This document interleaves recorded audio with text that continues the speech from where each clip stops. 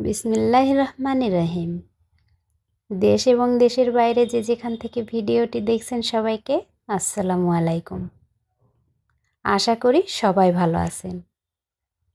আমার মুরগির খাঁচার মুরগিগুলাকে নিয়ে আমি আজও আবার একটি ভিডিও শুরু করে দিয়েছি। আশা করি আপনাদের ভালো লাগবে। আজকে আমি আপনাদের সঙ্গে মজার একটি বিষয় শেয়ার করব। আপনারা সবাই এর আগে দেখেছেন আমি 8টি মুরগি এই খাঁচাতে পালি এবং এক জোড়া কবুতর আছে। কবুতর জোড়া যখন ভিডিও করেছিলাম তখন ডিমে তাপ দিচ্ছিল। আমার এই 8টি মুরগির ভেতর 5টি মুরগি ডিম দিচ্ছে। মাশাআল্লাহ, আমার ফ্যামিলির যে ডিমের চাহিদা সেটা পূরণ হয়ে যাচ্ছে এই ডিম থেকেই।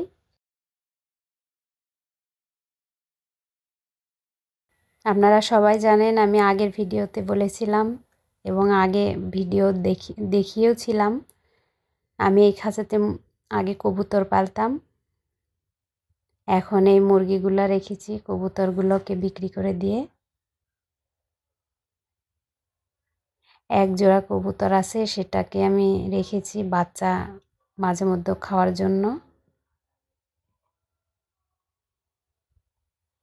এই যে এই 5টি মুরগি আমার ডিম দেয়।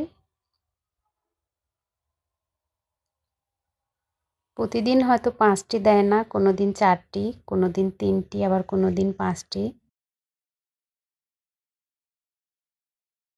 এই হলো আমার কবুতর।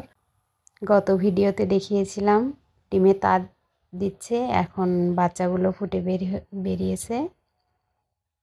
মাশাআল্লাহ, বাচ্চাগুলো একটু বড় হয়ে এসেছে। আর 4-5 দিনের মধ্যেই বাচ্চাগুলো খাওয়া যাবে। এই বাচ্চা জোড়া আমি রেখে দিতে চাচ্ছি, ইনশাআল্লাহ ওরা বড় হবে, এজন্য এবার আমি খাবো না।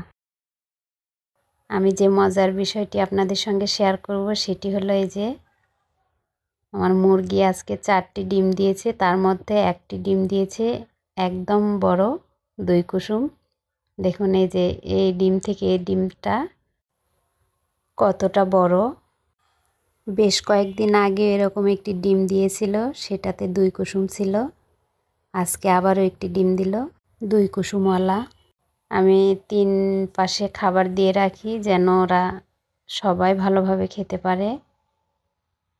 অনেকে আছে ঠোকরাঠুকরি করে, এজন্য অনেকেই খেতে পারে না। এজন্য আবার 2-3 জায়গা দেওয়া থাকলে ওরা কি করে, যে খাইতে পারে না সে অন্য জায়গায় খেয়ে নেয়।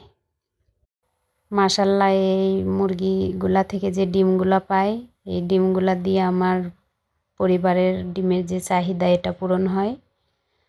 আমরা কিন্তু পারি সবাই বাসা বাড়িতেই অল্প কিছু জায়গা হলেও সেখানে মুরগি পালতে। এই যে দেখুন আমার ফ্রিজে আমি 2-3 দিন মতো ডিম একটু কম খাওয়া পড়ছে, অনেকটা ডিম জমে গিয়েছে। আপনারা চেষ্টা করলে অবশ্য আপনারাও পারবেন।